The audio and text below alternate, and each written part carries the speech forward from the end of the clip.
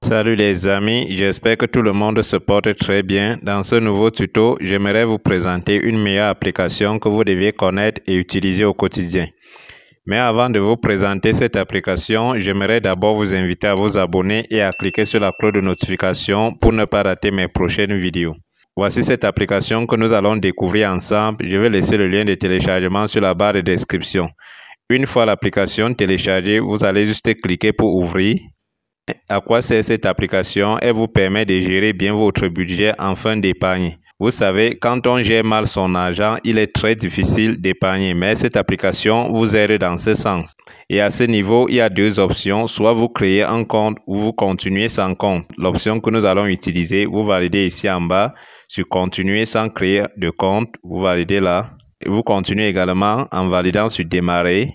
Et à ce niveau, on va vous demander de choisir votre devise. La première devise, c'est l'USD, on a l'euro.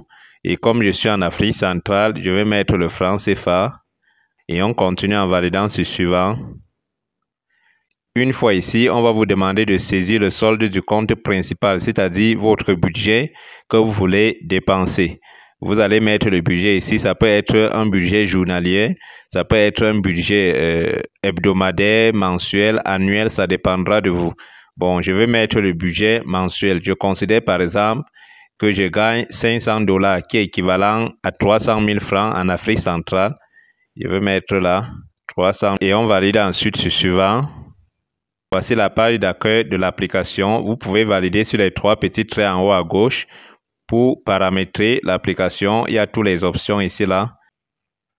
Ici, vous aviez également deux rubriques. Il y a la rubrique revenus et la rubrique dépenses. Donc, la rubrique revenus, c'est pour vos entrées d'argent et la rubrique dépenses, c'est pour vos sorties d'argent. Juste en bas de dépenses, vous aviez jour, semaine, mois, année.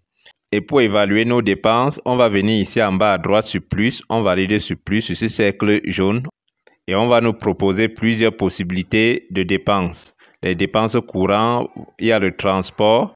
Si vous faites par exemple de la musculation dans une salle de sport, vous deviez payer, on met ça ici. Il y a la famille, les dépenses pour la famille, les courses.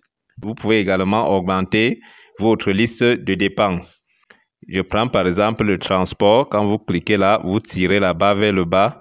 Vous allez mettre le montant pour le transport. Je prends par exemple 10 000 francs. C'est juste à titre d'exemple. Et on valide sur ajouter. Sur les 300 000, ça reste 290 000. Nous continuons avec les dépenses. Les dépenses pour l'alimentation de la famille, l'alimentation mensuelle. Nous mettons un exemple, 60 000 francs. C'est juste à titre d'exemple pour vous montrer comment on utilise l'application. Les courses, on met 5 000 francs. Et pour augmenter la liste, on valide sur plus, on ajoute encore quelque chose. Et je peux mettre la location, on met maison. Pour la maison, on loue la maison à combien? 50 000.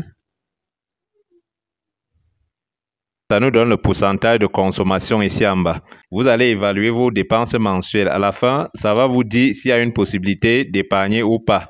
Et ce qui est plus conseillé, l'option qui est plus conseillée, c'est de commencer par l'épargne. Et le reste, vous pouvez modifier les pourcentages, vous pouvez modifier les montants au fur et à mesure pour pouvoir épargner quelque chose. Je vous conseille de télécharger cette application. Vous allez vous-même découvrir ses fonctionnalités et son utilité indispensable. Si ça vous a plu, n'hésitez pas à vous abonner et à cliquer sur la cloche de notification pour ne pas rater mes prochaines vidéos.